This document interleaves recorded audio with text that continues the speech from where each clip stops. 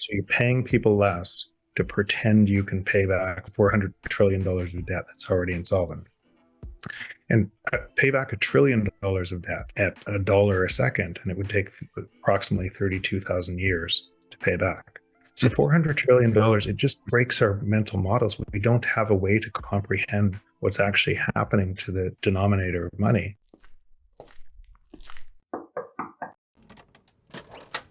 Hello and welcome to Bitcoin with Jake. This is a podcast all about people's personal journeys to Bitcoin.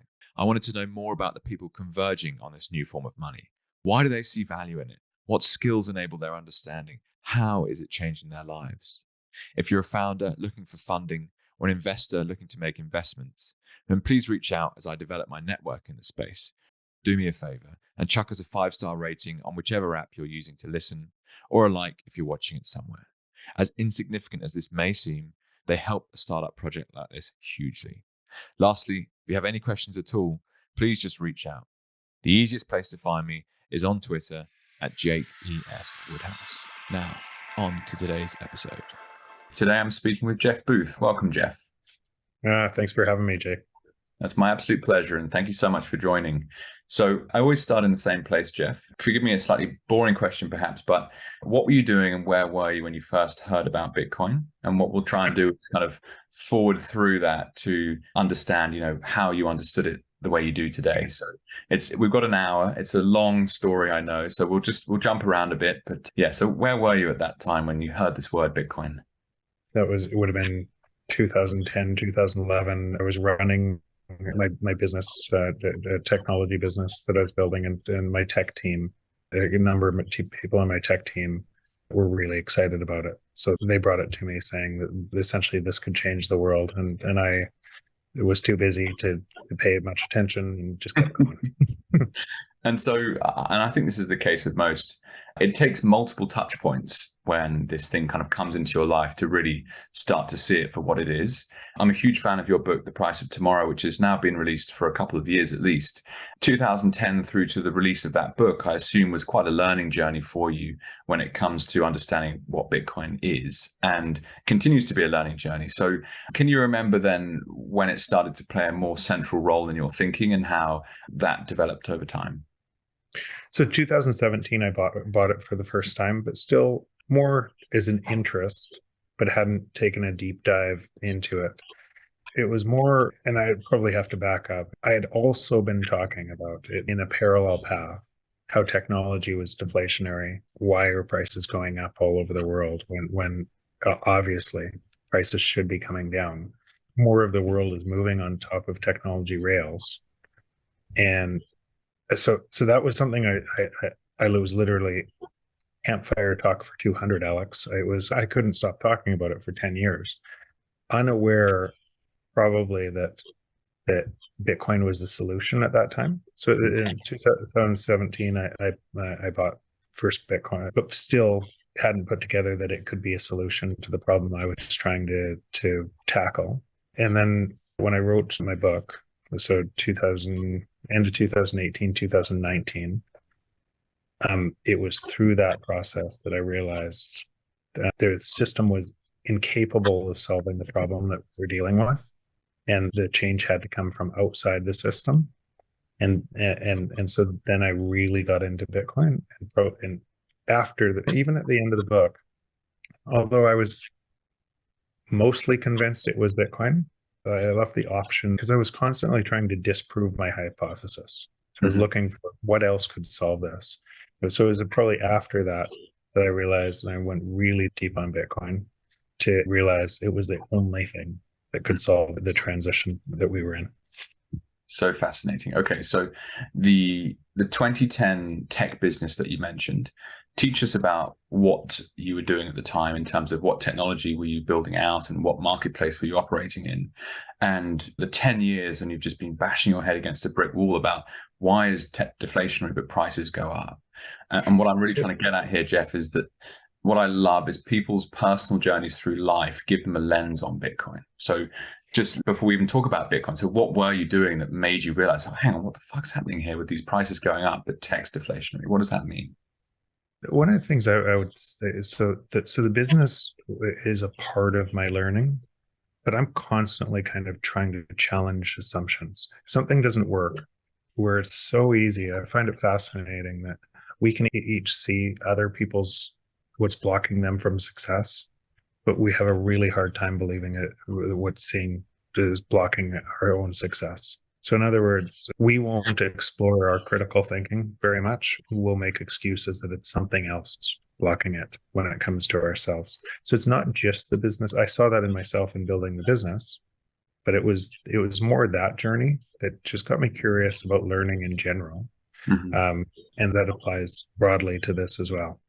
But if you want just the narrow lens on technology, I started the business in 1999, and I was a home builder before. And I started the business because I failed to deliver a house on time to my client, and I had to put him up in a hotel and furniture and storage. And I was quite honestly, I was pissed, because the supply chain failed me, and I couldn't solve it. This is such a broken supply chain. I'm going to fix it. I'm going to use technology to fix it. So full of piss and vinegar, go and say, I'm going to solve that. I'm going to give up all of my other businesses. I'm never doing this other business again. I'm going to fix this problem. And I so underestimated the problem. And once you've started, it's too late. You're started. And so putting together, raising money, putting together technology teams, building this, and then the first 3 years trying to build the technology through the dot-com crash when you had to raise money and there was no money. And so you just learned a lot of things about kind of building that business. And then the business caught fire when we turned it on. The first month in sales was 20,000. By the end of the first year, we'd done 1 million. By the second year, we'd done 14 million, 28 million. So it was exploding in growth. Wow. And that explosion in growth was also, it was providing all the cash we needed to be able to grow because we were charging in advance of delivering products that we were selling. And the first technology kind of product that we built, if you want to call it a product, was a logistics solution and an enablement solution that probably cost us close to $5 million to build. And then if you advance that technology, that logistics enablement solution today is literally free. And it's way better than the technology we built at that time. And so you could see in everything we were building, the cost declines as more and more automation was built into the things that we were built, and that would feed back on itself and would create base layer for more and more automation. That effectively, and this is going to really, I saw some of the questions you asked the audience, and it'll come back into that, where you realize that in a free market, prices fall to the marginal cost of production. Mm-hmm. And the marginal cost of production of a lot of the stuff that we were building, while it had value when you built it, and nobody else was there, then competitors would rush in and change that, and marginal cost of production would fall to free. Mm-hmm. So prices were falling. And so and so I saw this as my technology team could do more and more for less. And it costs us less to do more and more and give more value the entire way, not just in logistics, but across the company, then in artificial intelligence and where that was going. And so I was very close to some of the top researchers in artificial intelligence and very close to a bunch of the top teams in that. And I lived in that moment. I'd be invited to Google Zeitgeist each year with all of the other companies that were doing similar types of things, kind of 500 people in the world that were doing really interesting things. So I was inside that ecosystem, mm-hmm. building a company I thought was delivering a whole bunch of value, or I was building to provide a whole bunch of value, solve a problem for others. That family that I had to put up in a hotel and furniture, that was the problem. The building industry shouldn't look like that. I was trying to solve that problem. And then I actually got mad over time that technology is one side in their own silo, and monetary theory was in this other silo. And you had economists trying to tell you what the world was going to look like. They had no idea about technology. Mm-hmm. And that kind of seems like an oxymoron when technology is the most important driver of productivity, right? And so these islands were very separate. And so over time, I started to really think about this. Why does it look like this? It forced me on this curiosity path to understand how the existing financial market system was wired and how it had to look like that because it was based on credit, and how the new one would be wired as we transitioned to the other side. Wow. And I love that phrase you've used at the end there, the curiosity path. It's a mindset that I'm sure has taken you to lots of different interesting areas over time, Jeff. And who knows where it will take you in the future. We'll get to that in time, but I'm intrigued to just explore a bit more this nature of what it actually means when you see this. I'm intrigued by this process of seeing technology become more deflationary. So can you explain to us a bit more about, when you say it costs you $5 million to create a technology product, and years later you're seeing that being created at a fraction of the cost, what does that actually mean in practice? And equally, the price that you can charge or the value that the technology delivers, what's the customer seeing? Are they seeing that also reduce in price, or are you able to change your margin somehow as a business? Yeah, so the question presupposes this system we live in versus the system we're moving in. Why it's hard to see is we're transitioning to a new system, but you're carrying the baggage of the existing beliefs of the old system into the new system. And so what that would look like, let's say we could price out competitors through this. We could remove all of the labor. Let's just go to kind of the edge case. We could use AI to remove all of our staff, and we already had all of the people on our site and everything else. Then effectively we could use price, and we might even bring down price a little bit, but increase our overall margins by doing so, price out the world from competing against us, because they could never build that audience again as we removed our labor. Is that fair? But that is actually why prices keep falling, because the competitors, like if you had a financial system that manipulated money, then the manipulation of money drives that, it steals the productivity that should flow to society in the form of lower prices, and it concentrates it in monopoly businesses like mine was, like Google is, like Facebook. It just concentrates all of the gains because that productivity should mean as labor comes out of the market, prices should fall in lockstep.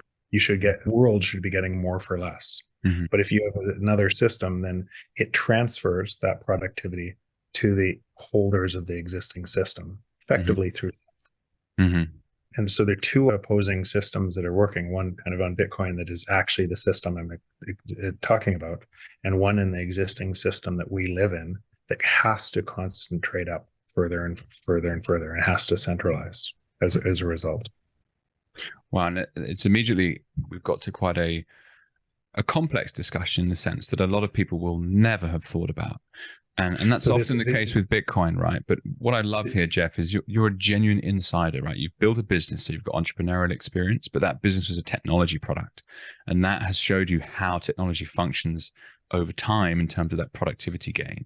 So how do you best explain this to people? I mean, you've gone and written a book. I mean, I can't imagine you thought you'd do that, 10 years ago. Yeah, so I didn't want to write a book. I wrote the book because when everybody's in a system, measuring that system by the very system that's manipulating the system, they will not come out of the system to understand how a different system could operate. They're two opposing, they're exactly opposite forces. And trust me, I imagine when I was saying campfire chit chat for 200, I talked about this all the time. I talked about it with heads of state. I talked about it with Trudeau. I talked about it with central bankers, and all of them perplexed. In fact, one of the central bankers, I would say, this was one of the things that pushed me over the edge to write the book. I'm breaking it now, but in a Chatham House Rules conversation, I brought up my thesis, and he said, "What would you have us do?" And I said, "That's not an answer, right? That isn't an answer." And so I realized the people that were at the top of the very system had no idea how to deal with technology and what that meant. And that meant there was going to be a phase transition to another system. And that's what kind of drove me to write the book, because inside the existing system, you could see us going to war and division on an exponential path, because people would fall into a trap of believing it was somebody else's fault, or somebody else could save them from the very system. that was going to make it worse. So it didn't matter. You could change any face inside that existing system and it wouldn't change it at all.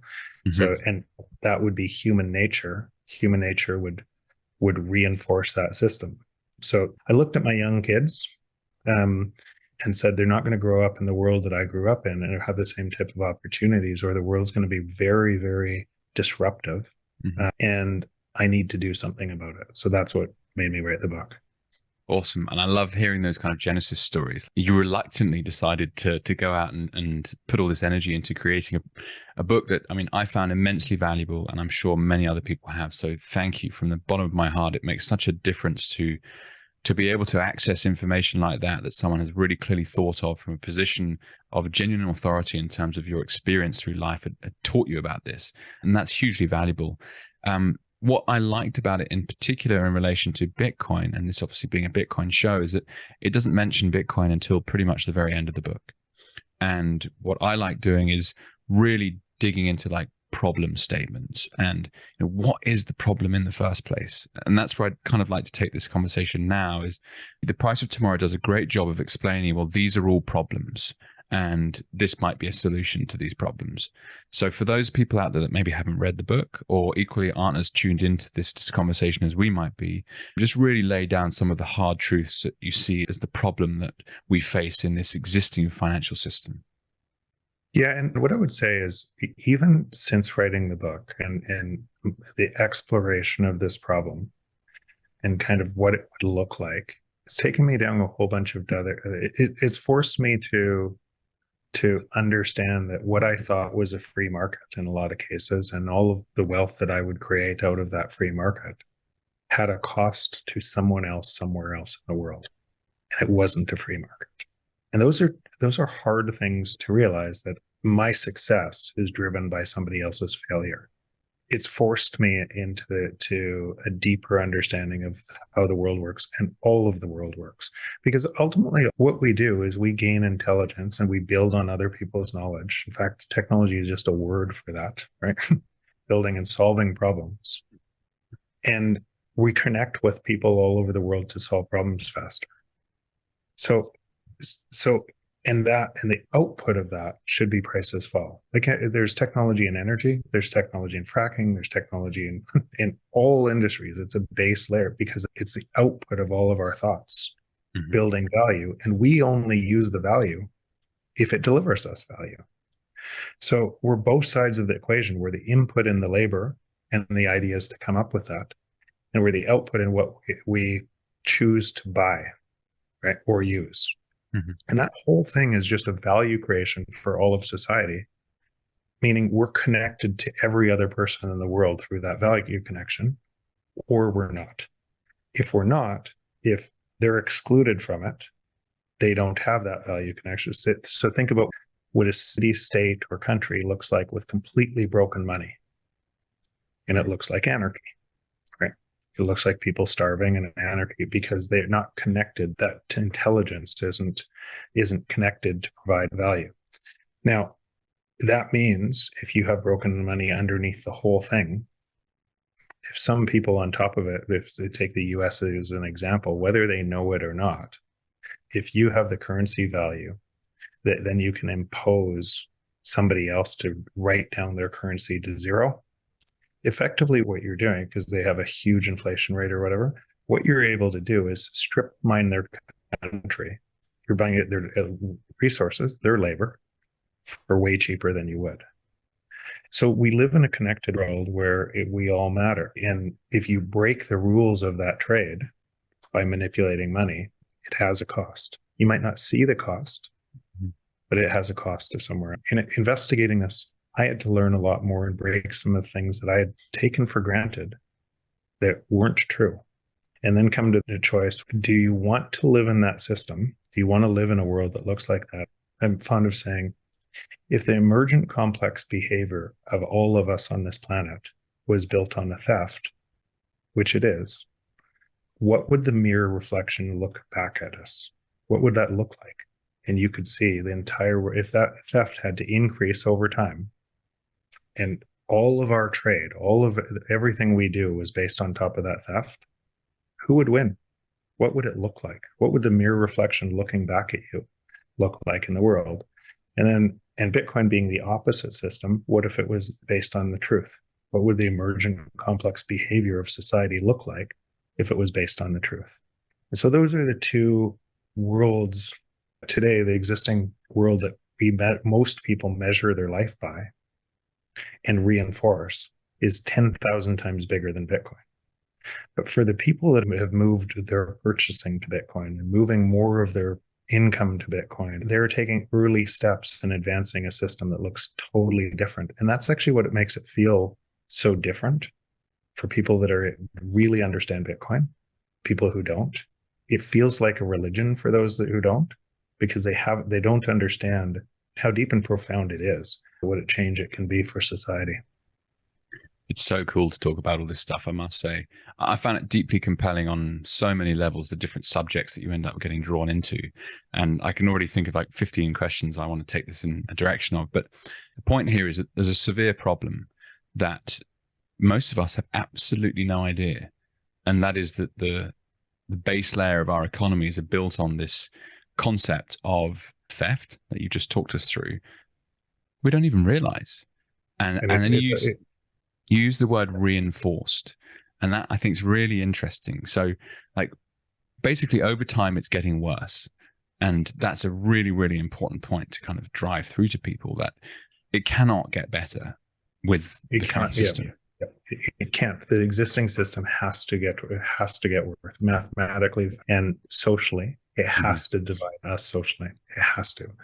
And where everyone thinks that it's somebody else's job to fix it, we all have a role. And that's kind of the point. When you just anybody listening to this podcast, or anybody asking a friend, ask what you would do. I haven't met one person who is given a reasonable backdrop to why my thesis isn't true in 3.5 years. Wow. Right?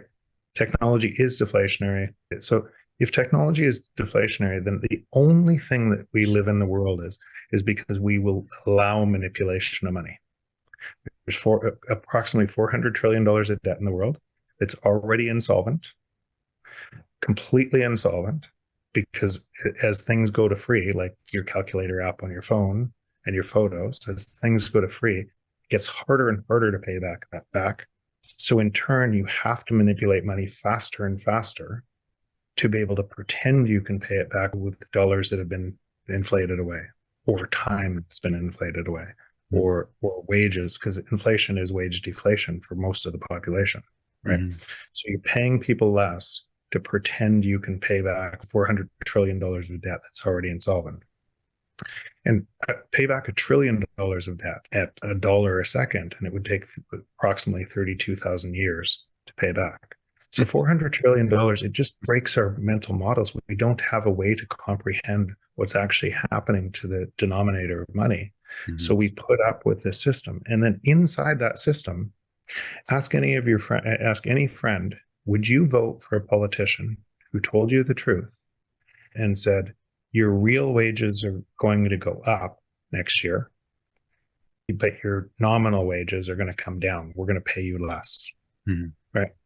But you're going to actually, in other words, you're going to have to be able to work less and you make more money.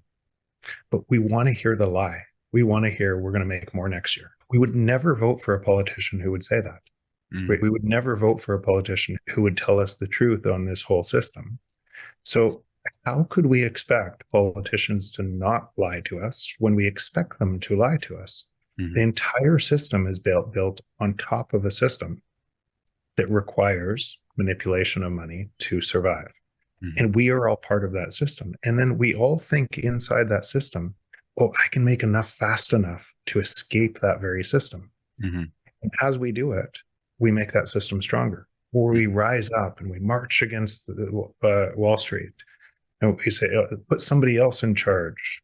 But if the whole system relies on that manipulation, then it's just theater on top of it about who's in charge. In fact, who's in charge is taking more out of the system by doing so. And outside of that really simple example, what I just said is applicable to everyone in the world. You can see, forget what other people are doing. You can see what you're doing. And the more you're doing inside that system, the more you're strengthening that system to hurt. It hurts you and many of those you love. Mm-hmm.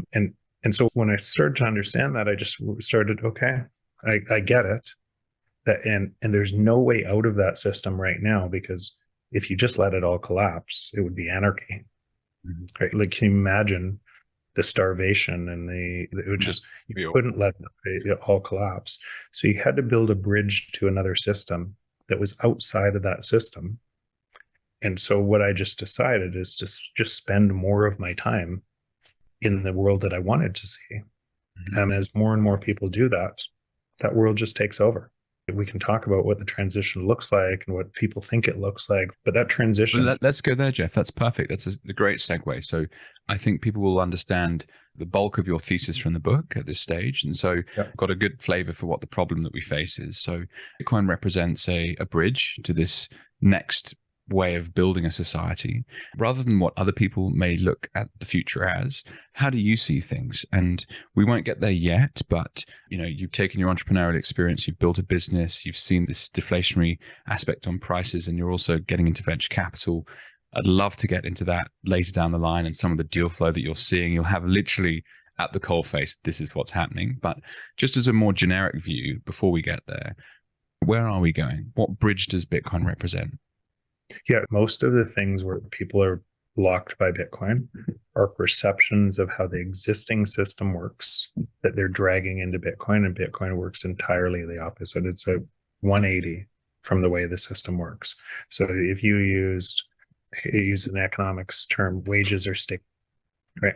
Wages being sticky in the existing system means people don't ask for wage increases as fast as inflation is flowing out. And that's what gives the system an ability to pick people's pocket, right? Mm-hmm. Mm-hmm. Wages being sticky in the Bitcoin system means a massive transfer back to the middle class and poor, because your wages don't come down as fast. Same principle, different system. And so the reason why people can't see it is because they're measuring from the system of manipulation. And so it has all sorts of profound implications on where this is going. And I'd say I want to be careful of binary things, right? So from this is going, I can say this is going to happen. We are going to live in a Bitcoin system in time, but it's probably going to be a long time. And that if people are measuring in Bitcoin, then prices will fall forever according to Bitcoin. If they're measuring in fiat, they will think their house price is rising when it's actually falling against Bitcoin. Mm-hmm. So it's a measurement problem by your denominator is really what's happening. But again, those prices of everything will continue to fall in Bitcoin. And that will mean over time, there's a bias towards value creators instead of rent extractors. Mm-hmm. Right. So you're creating more value if you're building a business in Bitcoin. You're creating value, and the output of that value is prices declining, or your ability to price by creating a monopoly declining over time because prices are falling. What that means is not only are you winning, you're winning by creating that value, or your employees are winning by creating that value for others, but the output of that value is driving prices lower and lower for everyone else. Mm-hmm. And the entire entrepreneurial drive, it's unstoppable at this point. Mm-hmm. That's driving into that system, which will create more and more value. Now, mm-hmm. where we are in that, and where people think, okay, we're going to hyper Bitcoinization everywhere, and that's going to happen next year, right? I think what they're saying is Bitcoin's going to go to $1 million or X dollars. But again, they're measuring in the wrong currency. Mm-hmm. It's all prices falling against Bitcoin. I'm going to tell a story of a friend of mine who climbs mountains for children hospitals. And he was flying into McKinley, and it's a really dangerous landing on McKinley. And he saw a plane tipped over. So when he got down the bottom, he says to the pilot, what happened there, or whatever? The pilot goes, oh, everybody died. He goes, and my friend goes, oh, I guess that airline's out of business. And the pilot goes, no, that's this airline. And he goes, what? And the pilot goes, people forget. And it's really important. I use a story as an example, but people forget. But if you're measuring in a system and your money has just been eradicated and you've lost all your value, but then because of that value being eradicated, and now globally your labor is really cheap and it builds back again, you've just lost all your bank accounts, everything else, and now it builds back up again. And inside that, you'll think, oh, it's okay, I'll do it again. And it happens over and over and over again. So each time this happens all over the world, whether it's Lebanon, whether it's Venezuela, each time this happens and it's rinse, repeat, some people are going to fall into the trap of it's better this time, right? And they're not going to find Bitcoin. And some people are going to find Bitcoin.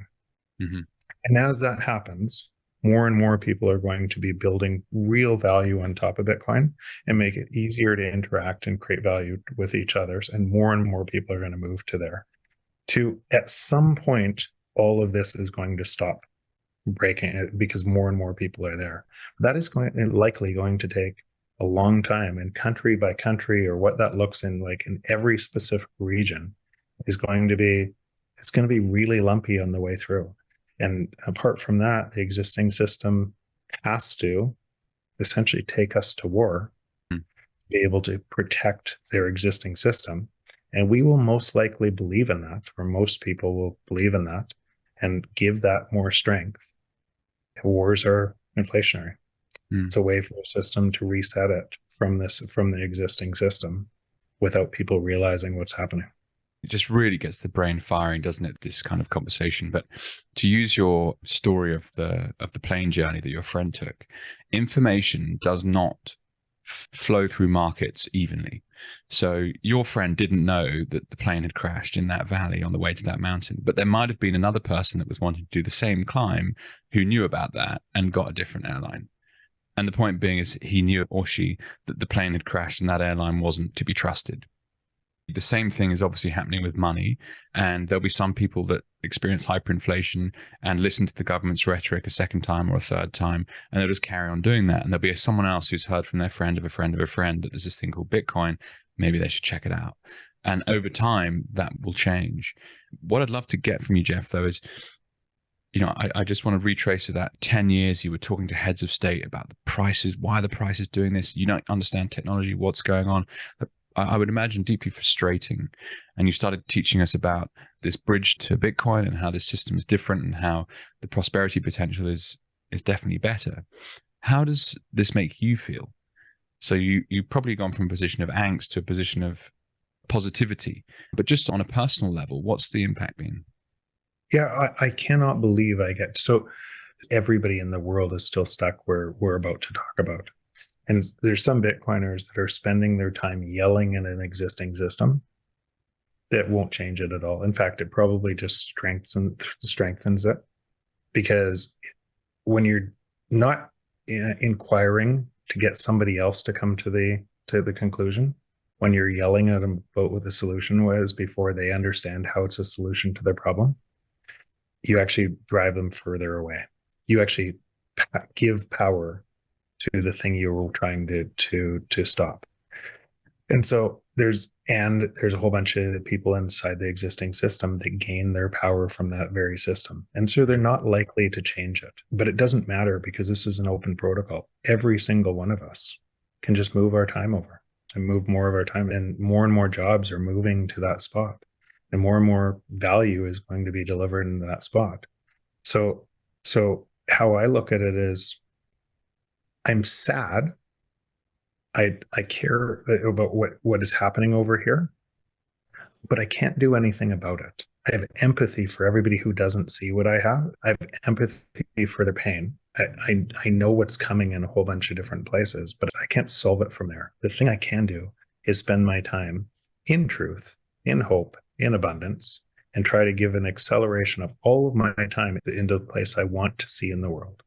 So I give an advantage. I spend my Bitcoin anytime I can to people. And people say, well, why would you do that if it's going to be worth so much money? Because I'm giving an advantage to it, and I just buy more on the back end. I'm constantly buying more Bitcoin. One day I won't be able to do that, but today I can do it. There's nothing stopping me from doing it. So I'm trying to live more of the time, my time in the ecosystem that I want to see emerge. And as a result of that, I'm spending my time with the most amazing people on the planet. I cannot believe I Wow. get to do what I get to do. So it's just, and the entrepreneurs that are building layer 2 and layer 3 solutions, or companies on top, or some of the other Bitcoin advocate and some of the people in this system, the intellect, the curiosity, the drive, what is inside the system, just by being inside the system, it's just it feels incredible. I cannot believe it. Awesome. Let's segue into the venture capital side of things, because it's an area that I'm very passionate about as well. This idea of financing early stage ideas and helping people build out value from that stage. It's extremely risky, but also can be very valuable if you get it right. And it requires genuine expertise. You know, you can throw a lot of money at a bunch of early stage companies and have no idea what you're doing and lose all of it because you didn't know what you were doing. And so when you take your experience to date in building businesses and investing in early stage companies and you bring that Bitcoin lens, teach us about ego death and what you guys are building there. If there are any investors out there listening to this podcast, you know, are you still raising funds and how does that work? Yeah. So in coming up with that, and I saw one of the questions that was asked on Twitter, and this is going to maybe answer it from a different way. Most venture capital today looks at building a business with the biggest moat around it, right?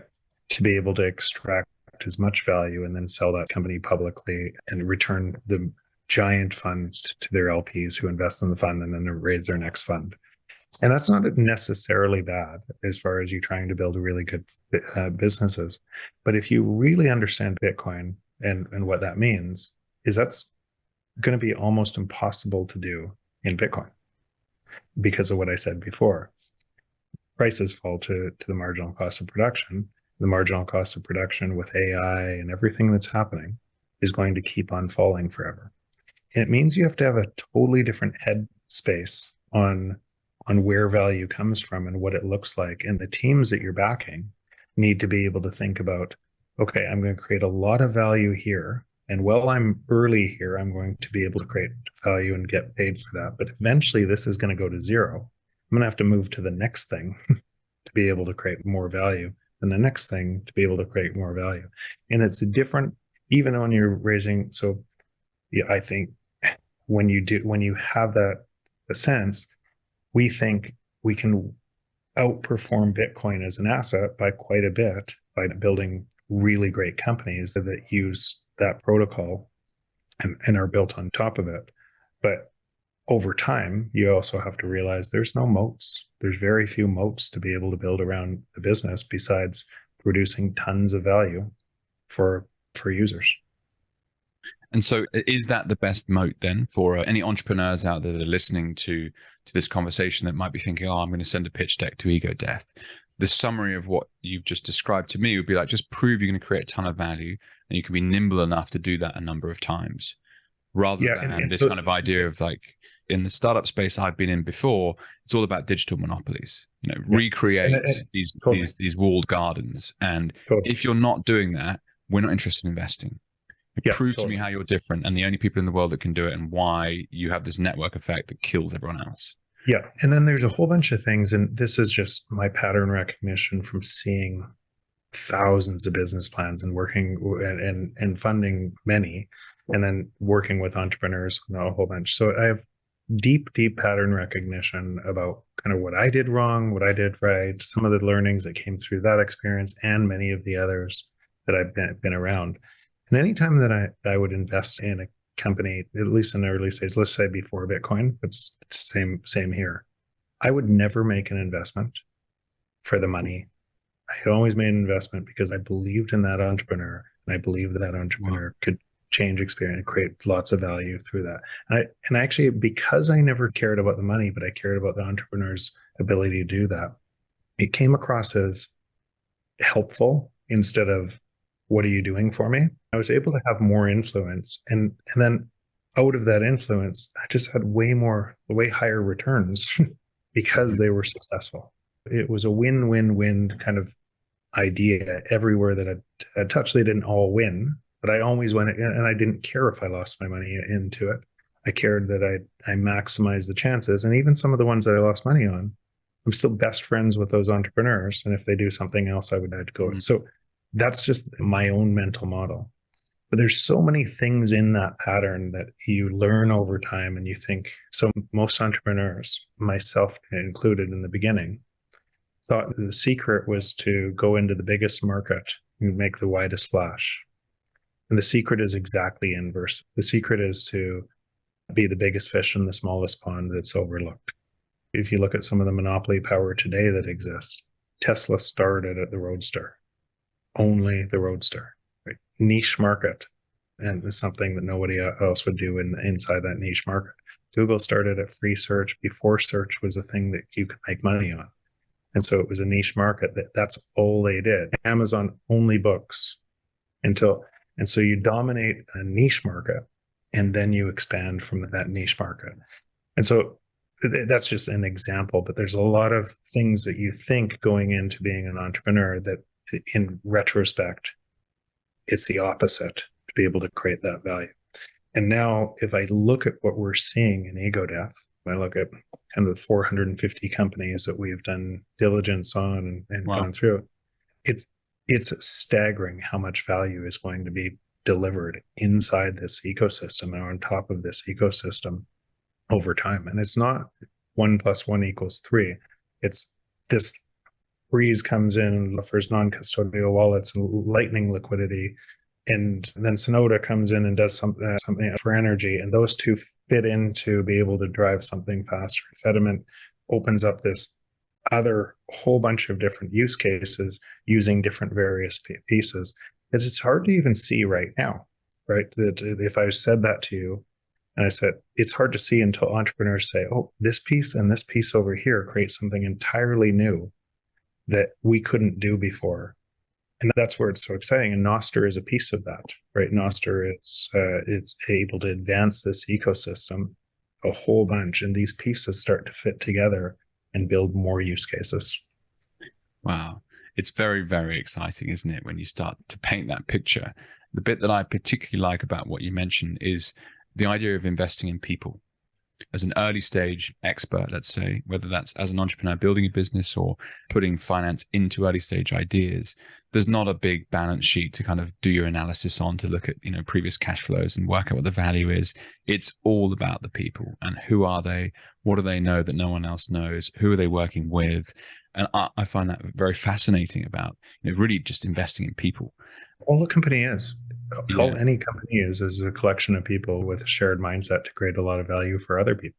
When you're surrounded by really great people who want the best for you, and you want the best for them, life's pretty easy. And that phrase of shared mindset, one thing that always bowls me over is when I have got further and further down this Bitcoin rabbit hole the last few years, is the type of people that you're meeting in the space do tend to share a mindset. Here in Australia, in a couple of months' time, we've got an event in Sydney called Bitcoin Alive, and it'll be Australia's largest Bitcoin-focused event with maybe 1,000 people there. I'm very excited to be part of that and helping put the show on.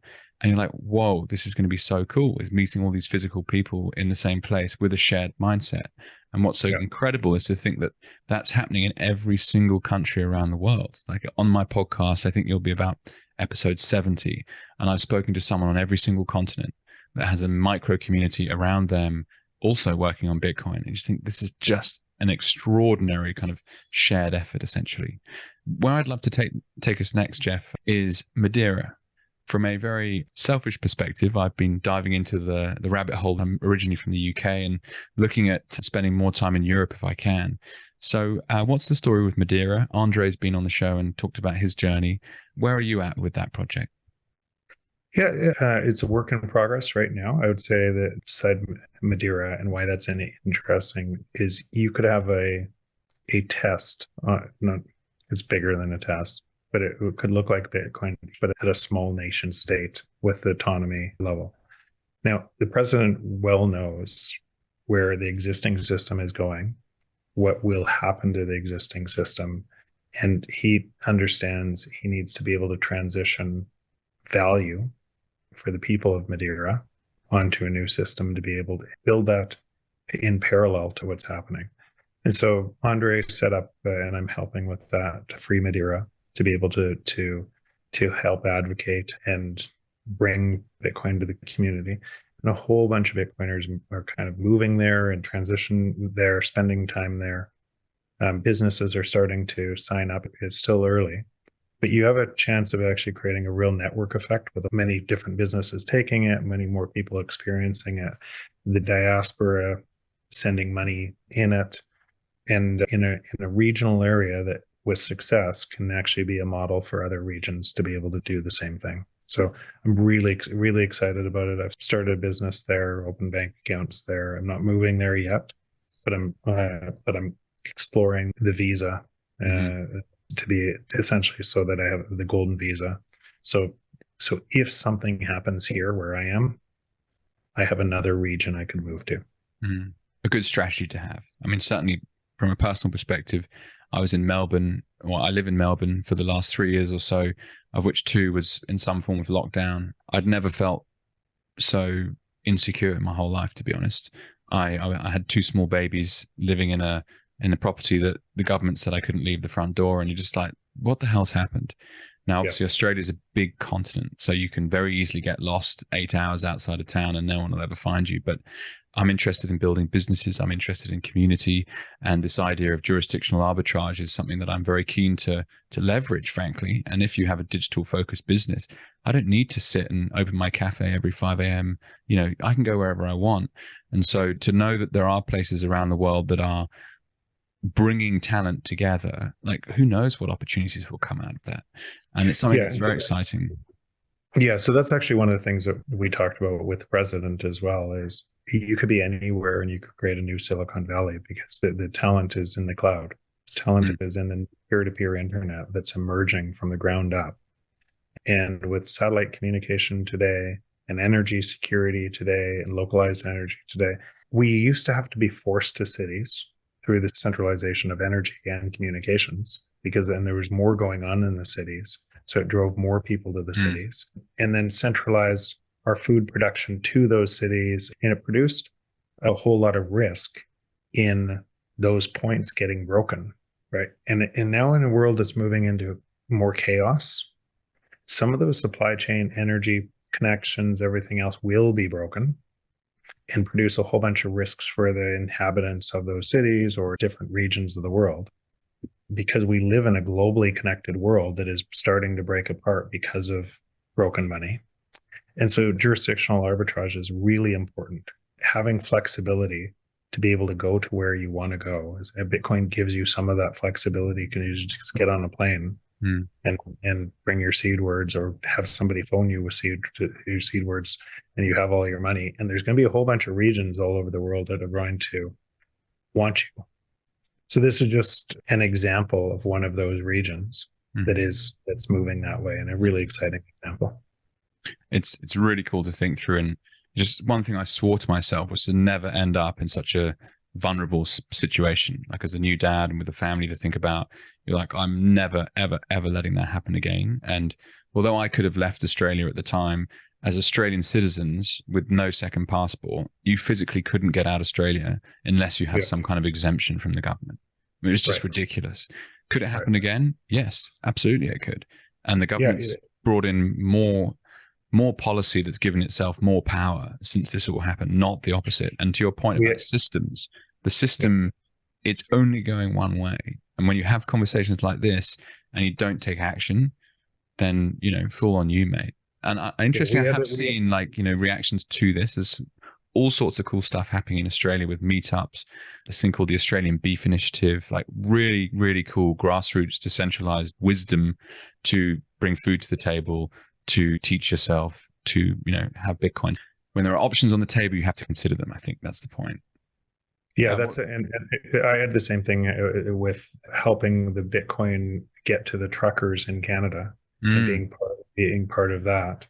I was targeted and potentially had risk of bank accounts shut down and everything else. But more than that, what I saw is when 65% or so of the population turns against you for the same reason about standing up for free speech, you realize how many people are going to get trapped inside the existing system because they believe in it.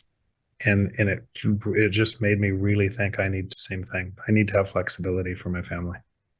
Wow. And sorry, Jeff, just to flesh that out a bit. So 65% of Canada was against the trucker convoy, and you were someone that was facilitating funding the trucker convoy. And even in your social circles, like, how did that play out and how did that feel? So there were letter writing campaigns against every one of my businesses to be able to get Jeff off the board. Public companies, No way.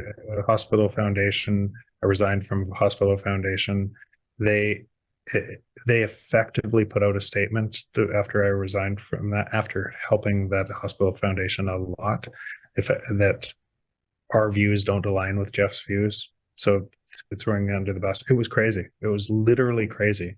I don't normally jump into those memes about clown world and everything else, but but it just made me like, everybody's asleep at the wheel. Like, how could you not be for free speech in a democracy? And you're using emergency powers acts to essentially wartime measures to be able to lock people's bank accounts. And most of the population is saying that's the right thing to do. It was outrageous. Wow. That kind of brings me slightly back to what I mentioned before, which is like, the information's there. If we don't act on this information and we end up in precarious positions where we are literally locked up and can't go anywhere, the information was there to do something about it. And that's where someone like Madeira is so compelling.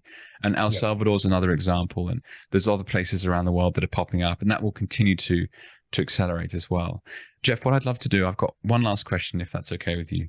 From the audience, at Mooks89, what are some of the best things for parents to introduce to prepare children for the information age? Curiosity. I would say how to learn and how to constantly question your own beliefs. First principles, curiosity. People talk about intelligence. It's not intelligence. What you realize is when I read over 50 books a year. I listen to audiobooks at 3 or 3.5 speed. And in doing some of these hacks, I have for 30 odd years, before I wanted to learn how to increase my rate of learning. My first 3 books before I really took reading seriously were how to speed read. And then to be able to kind of hack that learning process. And then what you realize is as you're learning is how much you don't know. And it makes you more curious. And so the more that path actually begets more curiosity, because that question is a really good question, because I think about it with my own kids, and that's what I want to inspire them to. I don't care what they do. I care they do what they want to do, and they're designing the life that they want. Well, what a brilliant way to finish up. Jeff, thank you so much for joining me today. It's been awesome. Where can people reach out and get in touch if they want to? Best these days on Nostr. You know what? Why don't we do this? If you got one more second, I want to answer. Yeah, absolutely. Okay. Please. Okay. Could you just remind me the question about how Nostr? Why would people build that? Yeah, so that was Matteo Pellegrini, who's the founder of the Orange Pill app and his lead designer. Let me just dig it up. Why should Nostr be interesting for Bitcoin companies if users can easily leave and take their data with them? Who would invest in building products and services if profit is unsure and your stuff can just be copied by a competitor at will? A race to the bottom? So inside that, we already tackled that question in a number of different ways. But inside that question, that is the perception of the existing system and how the existing system works. So Will, who created ASAP, created it by himself. And when I say technology falls to, or prices fall to the marginal cost of production, he gets donations to be able to build that. And he doesn't need to hire an advertising team. He doesn't have to hire anybody. He doesn't have to build that company. He can if he wants to, but he can fund that entire thing by himself. He doesn't need an economic model to be able to do it. Just donations is enough to build it. That's actually why the very thing we're talking about is the reason prices keep falling. He doesn't have to, he's a value creator. He can create this. If he wants to charge somewhere else for relays to be able to make that, and his relays are better than other people's relays, maybe he monetizes that way. If he wants to build a bigger team and he doesn't have enough donations to be able to do that, then he has to charge his users to be able to use that. If those users are charged, they might go to a different app, right? What we're describing, what that question is describing, is actually the point that prices fall to the marginal cost of production in a free market, period. And our output all over the world, why we're fighting so hard to make more money in this existing system and create more money, is because we think prices are going to go up forever. But in Bitcoin, they're coming down forever. It's a completely different mindset, isn't it? Because I also think through Bitcoin itself as a deflationary asset. In theory, it's neutral. Okay. Inflation is caused by productivity. Yep. It's just neutral money will exhibit, prices will fall against Bitcoin. Okay, interesting. Yep. Okay, that's a very different definition to how I'd been thinking about it before. Okay, and so due to the nature of productivity, the purchasing power of said neutral money increases over time. Exactly. Okay, got you. So one thing I'd thought about though, and the mechanic's kind of the same, is an entrepreneur, you give them a Bitcoin today, that productivity gain over time will increase the purchasing power of said Bitcoin. Yep. That Bitcoin could then be used as the sole financing vehicle for said creator over time, right? Yes. And yes. So that completely changes the venture capital model anyway. And so instead of debt being juiced into the economy, debt is going to collapse. It's going to be repriced. The entire debt stack is being repriced from Bitcoin, whether it gets repriced through inflation or deflation. The entire debt stack is going to be repriced inside Bitcoin. If you chose to take on debt, let's say I'm going to lend somebody money against my Bitcoin, and they have to outperform the natural productivity rate. So they're going to need to pay that back. In other words, the debt gets more expensive for them to be paid back instead of the existing system where it gets less expensive. So what they have to do to overcome that hurdle rate puts either me at risk or them at risk, right? Because either if they fail and the business goes zero, I lose everything, or vice versa, and they lose it, or I take way more of the business through that debt. And that's why people are going to make those mistakes and they're going to get flushed out on this, but over the long term, that flushing out of people are going to be because they think in Bitcoin the debt works the same as the existing system. It works exactly the opposite. And so in the long run, there'll just be far, far less debt in the market, and more people will be actually making partners, like we said, what we're doing at Ego Death, or like I've always done. I want you to succeed. I'm going to invest equity in you succeeding, and I'm going to try to help you succeed. It'll turn more towards that over time. And sorry, Jeff, so just to go back to Ralphie's question then, so as a product developer using Nostr, the funding mechanism or the monetization of the work that's required to create the value is effectively completely different in this new world. And so when you're looking at the commercial strategy of a opportunity to build with Nostr, you just got to think differently about how you fund yourself, essentially. And if you generate value for people and they start storing their data in your ecosystem of some form, then you need to continue to provide value for them to the extent that they don't move somewhere else. So it's like it's the market force, essentially. That there's a self, to use that word, reinforcing again. And that is a network effect. How interesting. Wow. Okay. So what's interesting, even at a bigger level than that, is most network effects die eventually because they centralize, right? And once they centralize, to be able to control people, you have to exclude people. You have to turn off some people's voices, like if you said YouTube or Facebook or anything else. Whatever, yeah. It works really well at first. Everyone's gaining value. And the definition of value from a network effect is each new user adds incremental value for all people. But as they centralize, they can't achieve that anymore, right? Because as they get bigger, they have to extract and they have to hurt some people to be able to protect the majority. And in Bitcoin, it works exactly the opposite. You have a network effect literally forever because it drives decentralization as well. And productivity. So as the productivity is increased, Yeah, it just, in other Jeff, words, I could every go new for hours with you. Bitcoin, every new user of the protocol or system or any of these pieces drives a corresponding network to all users forever in perpetuity. And I mean, there's just some things that floating around my head. I must comment on them if you don't mind. Another couple minutes. I haven't completely finished Bitcoin as Venice yet, but Alan Farrington's excellent writing about capital. Right. And I'd never before really dug into like, what is GDP and how does GDP change over time? And what does it mean when there's someone that's creating value that didn't exist before?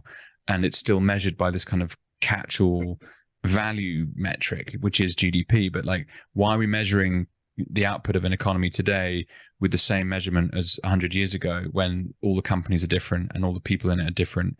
And just, it does a really good job of dissecting why GDP is just a terrible metric. And the fact is, we should be measuring productivity. Yeah. So, but again, how can you measure productivity from the existing system when productivity is the removal of GDP? Right. So, because look at what we're using, isn't it? Wow. Yeah, they're entirely different systems. So, how much productivity gain has come from the photos that you use that are completely free today, or the AI, or this, or what we're doing right now? Where does that show up in GDP? No, it doesn't. It can't. Yeah, it doesn't, because because it falls to free. Let's just hypothesize for a moment in terms of the future. Right. Keep going on it. So every time that happens, every single innovation at an exponential rate has to drive more monetary easing on what's left to be able to overcome the things that are falling to free. Yeah, otherwise it's all bankrupt, the whole thing. Otherwise the whole thing's bankrupt. That's why they're just two exponential patterns moving further. Where I was going with that, though, and just in my head, was how do we measure productivity gains? So in a Bitcoin world, when you have a neutral money and the productivity gains equal increasing purchasing power in the neutral money, will we structure our economies around productivity rather than, say, GDP? Like, will that be just a new metric? It'll just happen. So the productivity gains will be measured in prices falling. In prices? Of course. Yeah. Okay. So the price action of every service, every product, everything you could ever want will be reflective of the productivity gain that's actually happened. That's the point I was trying to make in the book. That's the way to abundance. Can't drive abundance any other way. So it won't be a team of government-funded economists sitting around going, we think the GDP of this country is X. It'll be like, okay, how much does it cost to buy? Boom, boom, boom, boom, boom. Okay, like a genuine CPI kind of basket, but it'll be a productivity basket. Yeah. And all of that other stuff falls away. And when you think about the system, so just even think about regulation or financial regulation or all of the just garbage, bigger garbage. So you have financial regulation trying to protect you from losing your money on top of a system designed to steal your money.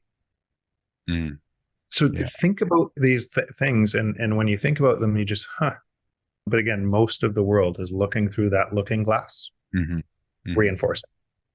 And Jeff, that's a brilliant way for us to wrap this up. So what I love about these conversations, again and again, I'm impressed by the people that have been willing to come and spend time with me, but it's the lens that they're applying to the world that I find so incredibly rich in terms of the information it generates for me. And thank you so much for sharing everything today, because the lens that you have on the world around us is deeply fascinating and lots of people will have learned so much from it. Yeah. So Jeff, Nostr is where people can reach out and get in touch. Yeah. And if you wanted to find my public key, jeffbooth.ca is my website. So you can find my public key and some of the other stuff I've written. And okay, I'm going to ask one final selfish question because I haven't done enough work on Nostr yet. But as someone who's in the content creation space currently, I'm looking at how to monetize things in terms of Bitcoin companies and advertising and a kind of traditional media model in that sense. But I'm deeply conscious of posting content on all of the traditional social media platforms purely because of the fact that you don't really own the real estate that you're generating value from. And Nostr changes that. So should we just be all migrating headlong into that ecosystem and just forget everything from before? Or how do we manage that? Can I say as fast as you can? Really? And as much time as you can. And I say that because I care about you and and think about this. If you just play this forward, if your data and all your work is being and being funded by advertisers in a company who then give you a tiny little bit of that spread and can shut you off anytime, right? Then for the more and more you're working, you're actually working for peanuts for these monopolies. Correct. Yeah. Yeah, that's what you're doing. You're spending all of your time trying to figure out their algorithm, which is figuring, and eventually it's going to be replaced with AI, and so are you. Inside that system, you're trying to arbitrage that against a platform. Now, think about what's happening on Nostr. If you build an audience, and it's easier to build an audience, like try to build an audience on YouTube today versus when YouTube started, right? So now what if you were able to start when these platforms were just emerging, but they were decentralized, and you take your audience like that to any other client. So the audience that you're building and how fast you could build that audience on Nostr is yours forever, as long as you're valuable to them. And no platform could stop you. So that means if you're early on Nostr, and then YouTube comes on Nostr, or a version of YouTube comes on Nostr, or music comes on, your audience is interchangeable with all of it. It's your audience, and nobody can take it away from you. Your content is yours forever. So if you provide value, think about trying to compete with you 10 years from now. If you have 1 million people that are following you and everything else, and somebody just starts on Nostr at that point. Now, it's still clunky. It's emerging. Some people are saying, oh, it's harder to use than you. Yes, a centralized platform will be easier because they've had all of these teams working on it forever to be able to do that. But the cost of that ease is a massive cost on you. Move as fast as you can and spend as much time as you can. It'll serve you well. That's wonderful advice. It's been something that's been playing on my mind because I'm aware that audience size generally reflects to revenue growth. And it's something that I'm just intrigued to figure out as an entrepreneur, in a sense, like, how do you make money from this? Get out of that system, spend your time. Spend 99% of your time in the system that's emerging, because it'll be that much more valuable for you over the long term. And that's what's going to happen too. Because piddling around in all of these other things, thinking you can gain an audience against all of the other millions of people doing the exact same thing is going to waste a lot of your time. Yeah. No, and I'm not interested in doing that. And I'm fortunate as well in that I've been able to buy Bitcoin, so I have lower time preference, basically. So it's like, just so you know, yesterday I joked around with my wife because yesterday, before I woke up, I made $7 on Nostr just because of value of content that I was putting on, and people tipping me and saying, "Wow, you're valuable to me." Wow, right? And it's $7 or whatever, but I don't measure it in dollars. I measure kind of in Bitcoin or sats, and that tipping mechanism at the base layer of that, and what that means, you can see the emergence of something that looks totally different. It's very exciting, isn't it? Well, Jeff, so I normally shoot for an hour. I could really talk to you for 2, 3, 4 hours. Thank you so much for your time. Thanks, Jake. Okay, friends, nice work. You made it all the way to the end of the episode. Thank you so much for taking the time to listen to this conversation. As I said at the start, if you have any questions, then please don't hesitate to reach out. And if you enjoyed the episode, then please rate, like, subscribe, and share. That's it for now. Enjoy the rest of your day. All the best, Jake.